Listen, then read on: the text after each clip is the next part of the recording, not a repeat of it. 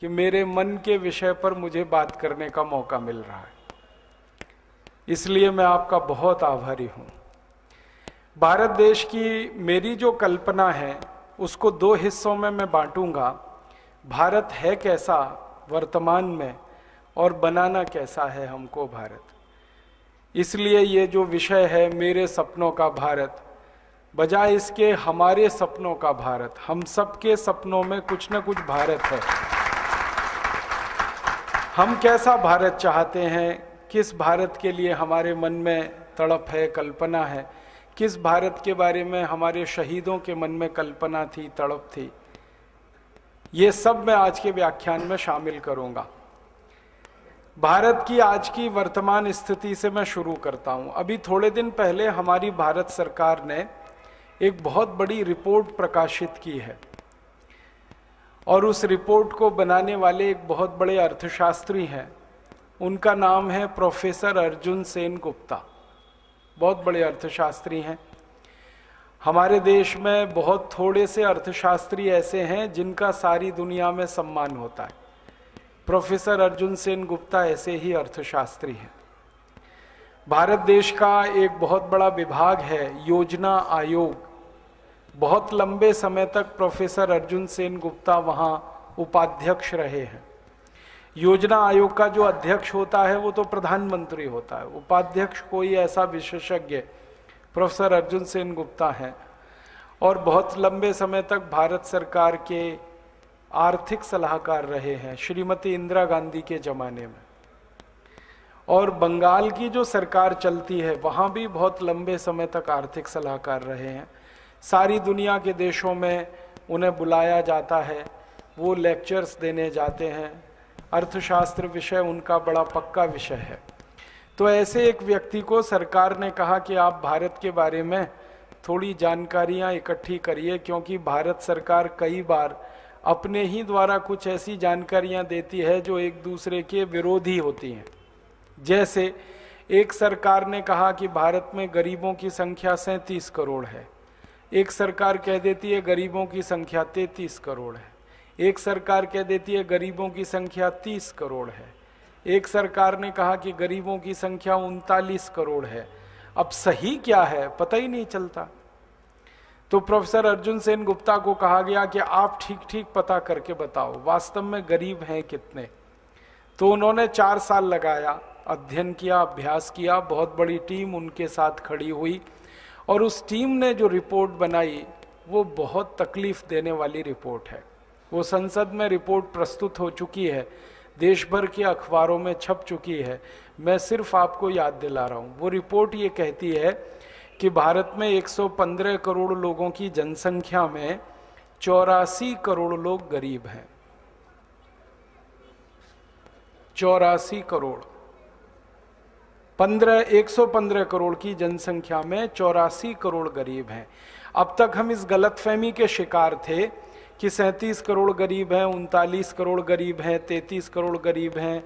लेकिन प्रोफेसर अर्जुन सेन गुप्ता की रिपोर्ट कहती है 84 करोड़ लोग गरीब हैं। और कितने गरीब हैं ये भी उस रिपोर्ट में है। उनका कहना है कि 84 करोड़ भारतवासियों को एक दिन में खर्च करने के लिए 20 रुपए नहीं है। इतनी गरीबी है। और वही रिपोर्ट कहती है कि भारत में 50 करोड़ लोग तो इतने गरीब हैं, 84 करोड़ के पास तो एक दिन में 20 रुपया नहीं है खर्च करने को। उन 84 करोड़ों में से 50 करोड़ इतने गरीब हैं कि उनके पास 10 रुपया नहीं है खर्च करने को। 50 करोड़ भारतवासियों के पास। और उसी में से 25 करोड़ लोग इतने गरीब हैं जिनके पास खर्च करने के लिए 5 रुपया नहीं है।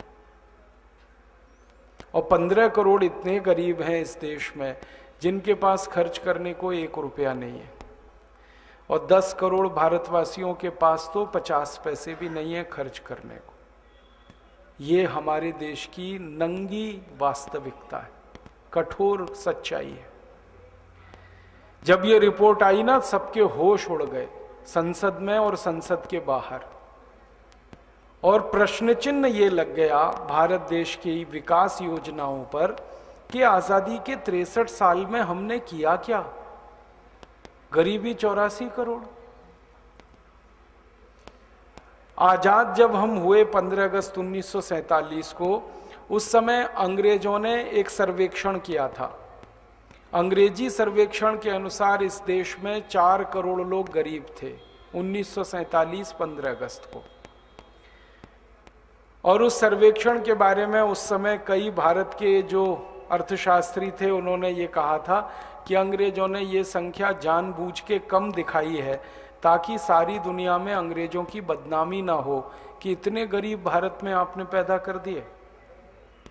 तो इसलिए अंग्रेज कहा करते थे 4 करोड़ गरीब हैं। पंडित जवाहरलाल नेहरू ने उसको संशोधित कराया।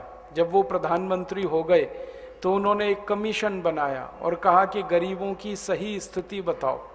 तो 1952 में जब पहली पंचवार्षिक योजना बनी इस देश में और लागू हुई, तब नेहरू जी ने कहा कि इस देश में वास्तविक गरीबों की संख्या 16 करोड़ है। मान लिया 16 करोड़ है। अब 16 करोड़ की जनसंख्या 84 करोड़ हो चुकी है।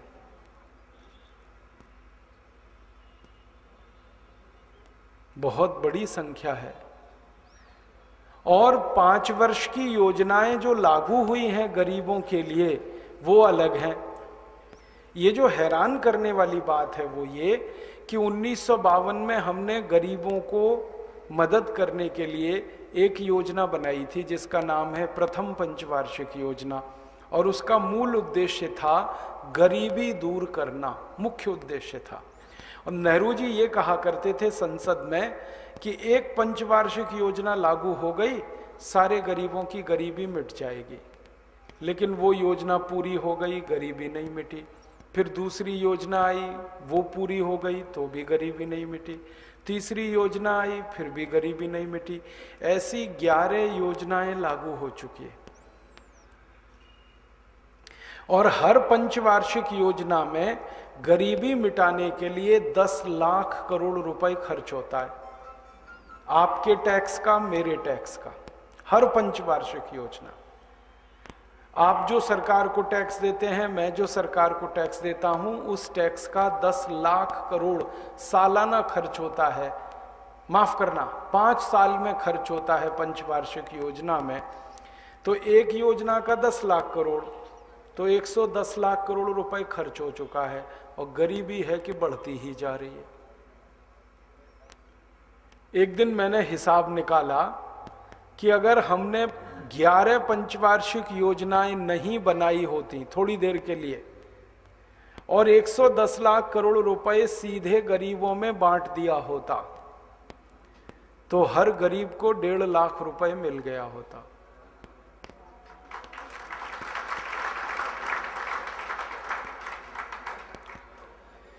$110 लाख करोड़ रुपए सरकार ने खर्च किया योजनाओं पर, लेकिन गरीबी बढ़ती ही गई, कम नहीं हुई।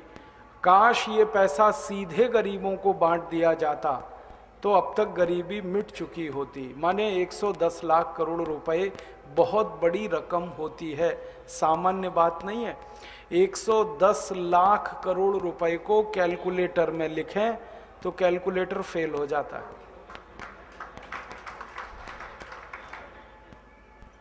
कैसे फेल हो जाता है? कैलकुलेटर में 12 अंक आते हैं और 110 लाख करोड़ लिखने में 16 अंक लगते हैं।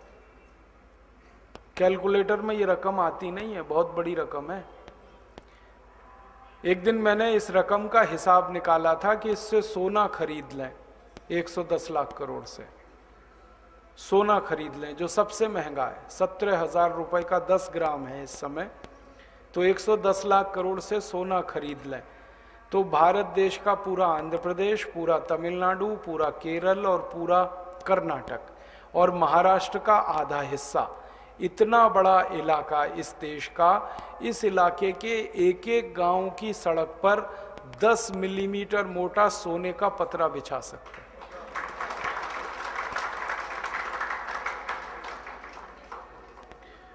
और दूसरा कैलकुलेशन बताता हूं कि अगर सोने का पतरा 10 मिलीमीटर से 5 मिलीमीटर कर दें तो भारत के 6,38,365 सभी गांवों की सड़कों पे बिछा सकते हैं। इतनी बड़ी रकम है 110 लाख करोड़, मामूली रकम नहीं है जो खर्च हुई है। अब एक तरफ 110 लाख करोड़ का खर्चा भी हो गया और गरीबी भी नहीं मिटी। ये अफसोस की बात है। या तो ये पैसा खर्च ना हुआ होता तो हम दिल पे पत्थर रख लेते कि गरीबी इसलिए है कि हमारे पास पैसे ही नहीं खर्च करने को। लेकिन एक तरफ हमने 110 लाख करोड़ खर्च भी करा दिया और गरीबी भी नहीं मिटी देश की।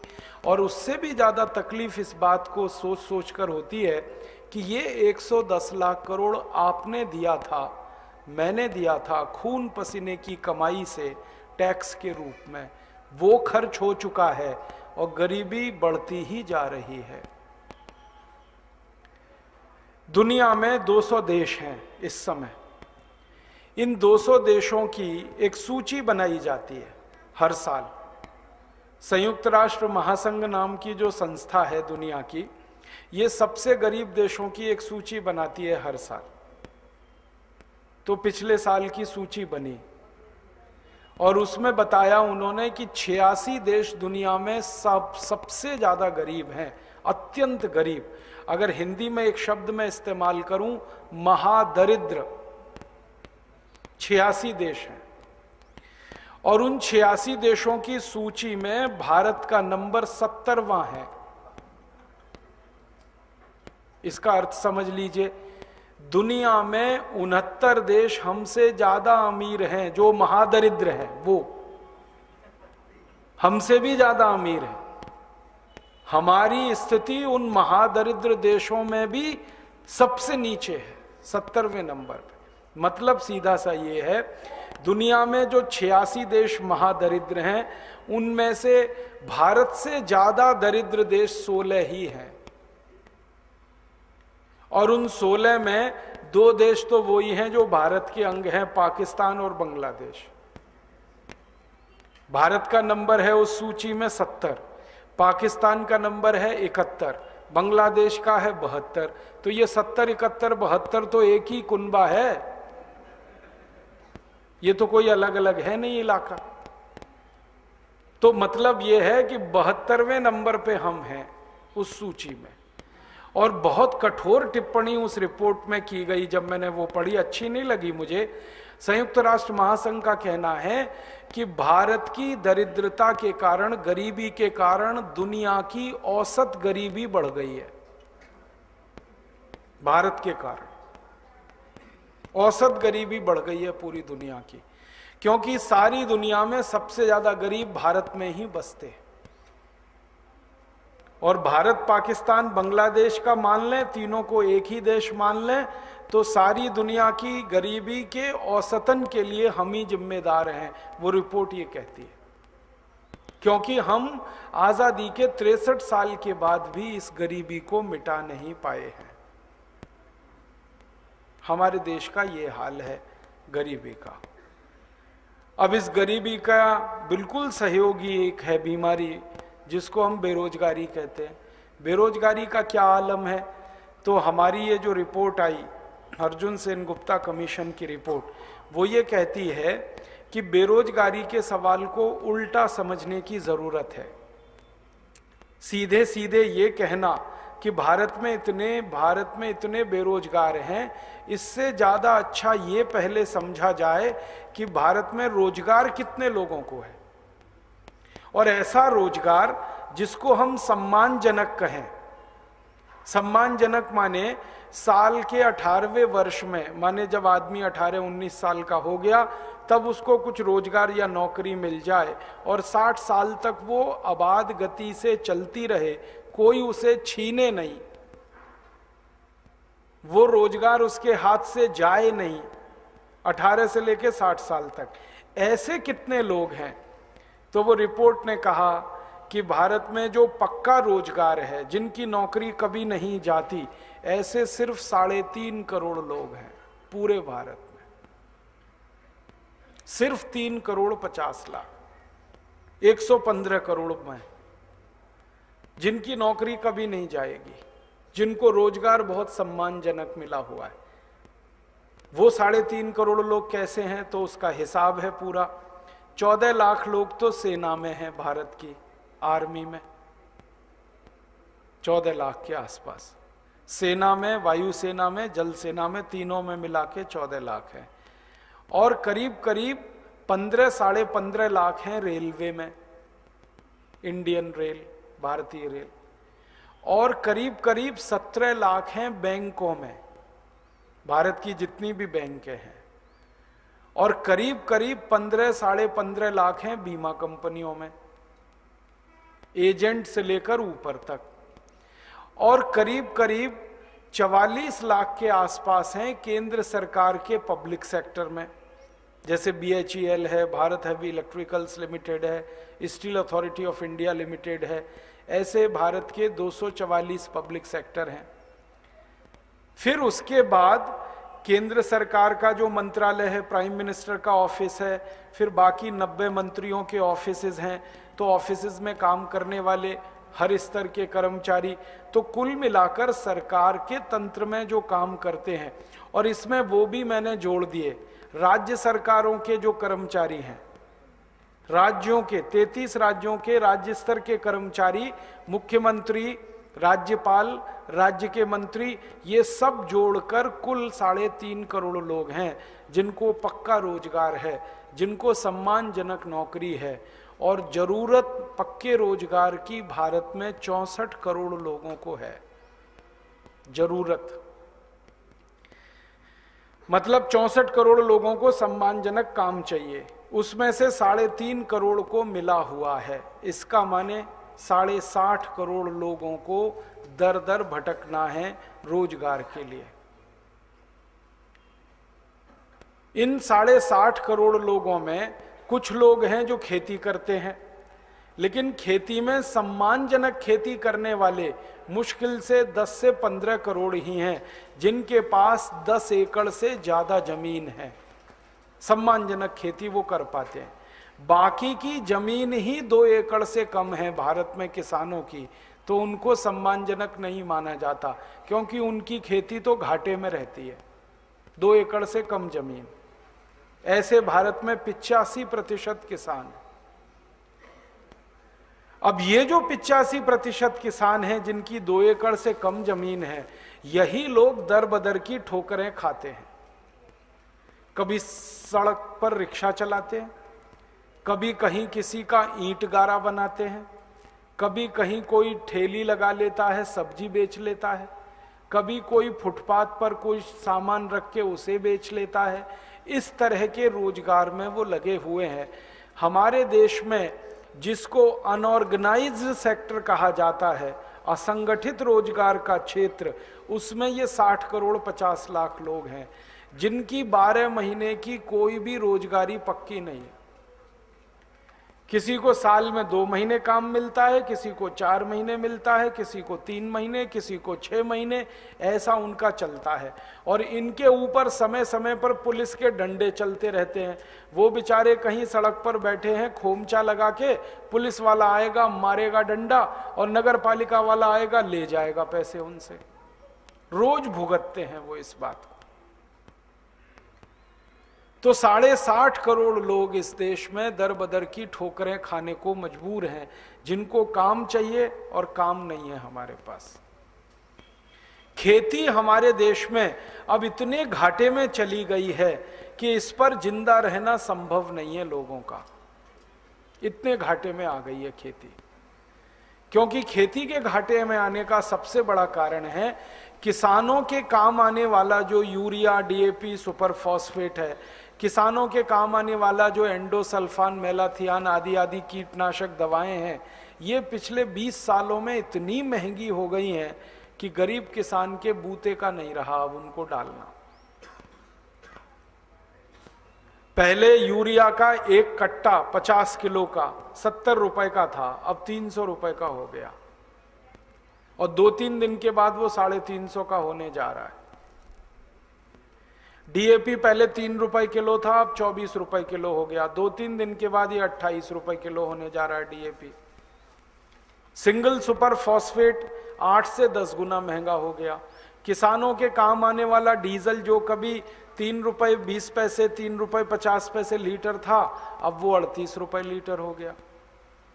तो किसानों के काम आने वाली हर चीज महंगी पे महंगी हो रही है, और किसान की पैदा की गई चीजें सस्ते से सस्ती बिक रही हैं। गेहूं, चावल, चना, दाल, मटर। तो खेती इतने घाटे में है कि हर दिन 1 मिनट में इस देश के 33 किसान खेती छोड़ देते हैं। हर दिन 1 मिनट में 33 किसान खेती छोड़ देते हैं। अब आप अंदाजा लगाओ, 1 मिनट में 33 किसान खेती छोड़ते हैं, तो एक दिन में कितने मिनट होते हैं, और 1 साल में कितने मिनट होते हैं। हर मिनट में 33 किसान खेती छोड़ते हैं। कहां भागते हैं? शहर में भागते हैं। किसके लिए? रोजगार के लिए। शहर में कोई रोजगार रखा है उनके लिए? वो दिल्ली जाते हैं, बंबई जाते हैं, कलकत्ता जाते हैं, मद्रास चले जाते हैं, और अंत में जहां नहीं जाना चाहिए वहां पहुंच जाते हैं, झुग्गी झोंपड़ियों में। मुंबई में धारावी नाम का एक एरिया है, वहां की झुग्गी झोंपड़ियों में लाखों लोग रहते हैं, जहां हम 1 मिनट खड़े नहीं हो सकते। धारावी में इतना कीचड़, इतनी गंदगी, इतनी बदबू, हम 1 मिनट नहीं खड़े हो सकते वहां, और लोग वहां 20-20 साल से रहते हैं। मैंने देखा है झुग्गी झोंपड़ियों के आसपास सरकार की कुछ योजनाओं के सीमेंट के पाइप पड़े रहते हैं नीचे डालने के लिए। उन सीमेंट के पाइप में लोगों के सालों साल गुजरते। इस भारत देश में शहर की जो आबादी है ना, हैदराबाद, मद्रास, बेंगलोर, दिल्ली, कोलकाता, ये जो शहर माने जाते हैं, मेट्रोज, इनकी आबादी का 65% हिस्सा झुग्गी झोंपड़ियों में रहता है। 65% हर शहर का, इंक्लूडिंग हैदराबाद। हैदराबाद का भी यही हाल है, सिकंदराबाद का भी यही हाल। 65% हिस्सा झुग्गी झोंपड़ियों में रहता है। और मुझे इतना दुख है ये कहते हुए कि झुग्गी झोंपड़ियों में जितने एरिया में, जितने वर्ग फीट में 5-5 लोग रहते हैं, उतने क्षेत्र में तो जेल में कैदी भी नहीं रहते।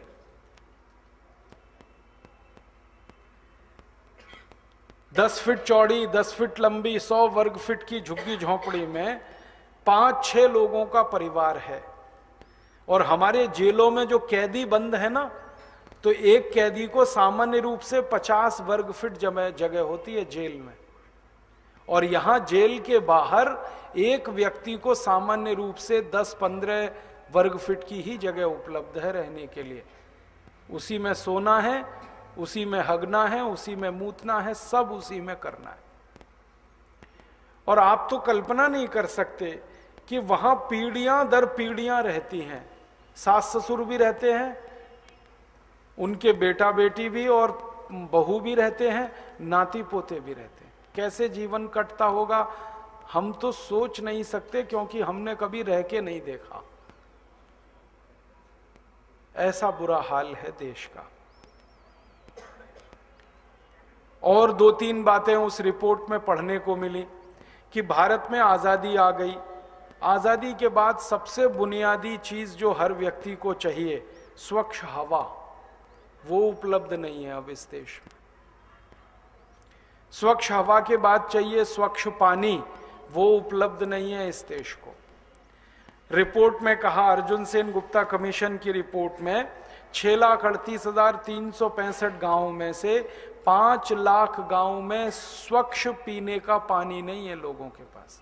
5 लाख गांव, और उन 5 लाख गांवों का ये हाल है कि 10 से 15 लीटर पीने का पानी, 1 बाल्टी पीने का पानी लाने के लिए उन गांवों में माताओं को सवेरे 3 बजे सोकर उठना पड़ता है, 2-2.5 मील पैदल जाना पड़ता है, 1 बाल्टी पानी लाती हैं, फिर घर का खाना बनाती हैं, फिर दोबारा से 1 बाल्टी लेके जाती हैं, फिर पानी लाती हैं, तो दोपहर का खाना बनता है। इसी में उनका जीवन खत्म होता है, बाल्टी भर भर के लाने में। 5 लाख गांवों का ये बुरा हाल है।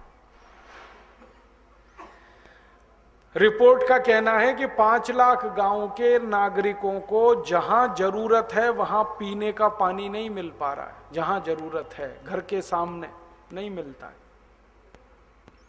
स्वच्छ हवा नहीं, पीने का पानी नहीं।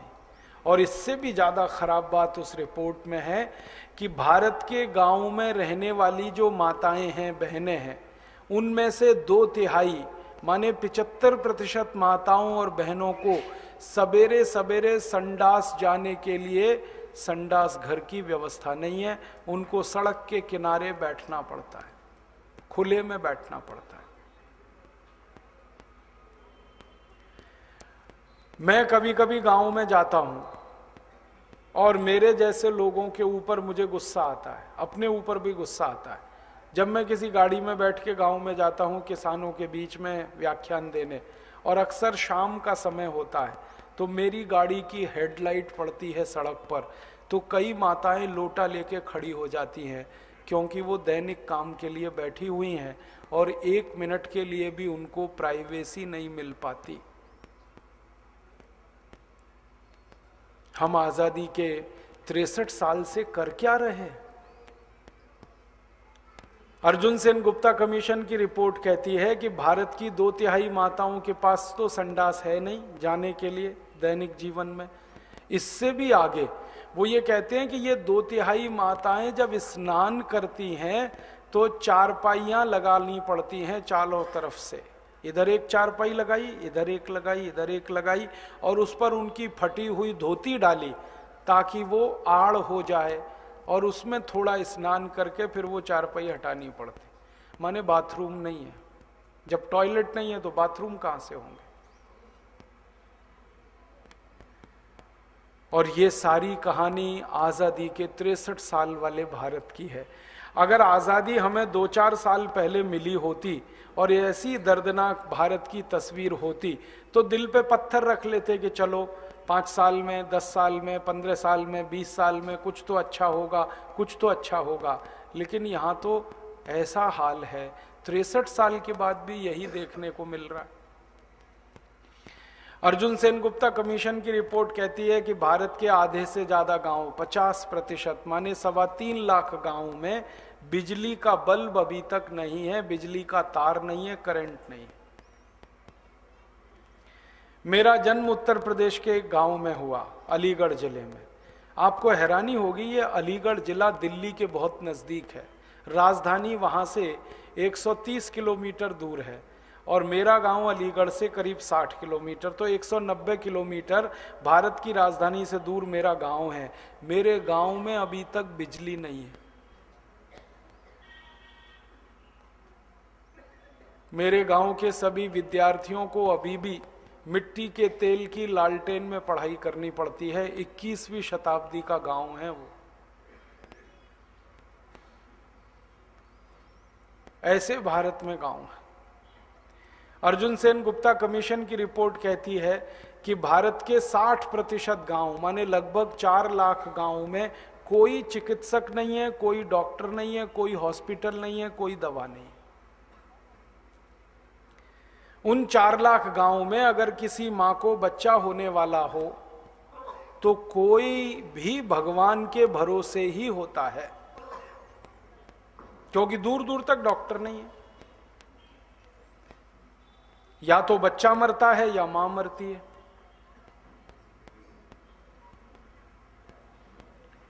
और अर्जुन सेन गुप्ता कमीशन की रिपोर्ट कहती है कि भारत की कुल जितनी माताएं बहनें हैं उनकी संख्या लगभग 50 करोड़ है। इन 50 करोड़ माताओं बहनों में 25 करोड़ माताओं बहनें हमेशा खून की कमी का शिकार रहती हैं। उनको एनीमिया है, रक्त अल्पता है, हमेशा। उनका हीमोग्लोबिन कभी भी नापो 7, 8, 6 के आसपास आता है। 25 करोड़ माताएं बहनें इस स्थिति में रहती हैं इस देश में हर दिन। अब आप सोचो कि जिन माताओं बहनों का हीमोग्लोबिन 6, 7, 8 के आसपास हो, वो मां बनती हो और बच्चे का जन्म कराती हो, तो ये तो बहुत बड़ा खतरा है उस मां के लिए और बच्चे के लिए। या तो बच्चा मरा हुआ पैदा होगा या बच्चा पैदा होते ही मां मरेगी। खून ही नहीं है शरीर में। और हमारी देश की इसी अर्जुन सेन गुप्ता कमीशन की रिपोर्ट में कहा गया कि 50% से ज्यादा बच्चे जो ऐसी माताओं से जन्म लेते हैं जिनको खून की कमी है, जिंदगी भर कुपोषण का शिकार रहते हैं। उनका वजन हमेशा जरूरत से कम रहता है, मरते हैं। फिर 3 साल की उम्र नहीं देख पाते 50% से ज्यादा बच्चे इस देश में। दर्दनाक है ये, बहुत अच्छा नहीं लगता मुझे ये सब कहना। कभी कभी दिल में बहुत ज्यादा तकलीफ हो जाती है, क्या कहूं इसके बारे में। एक ही मन में गुस्सा आता है कि 63 साल से हम कर क्या रहे हैं इस देश में, झक मार रहे हैं। इतनी गरीबी, इतनी दरिद्रता, इतनी बेरोजगारी, इतनी बेबसी, इतनी लाचारी इस देश में।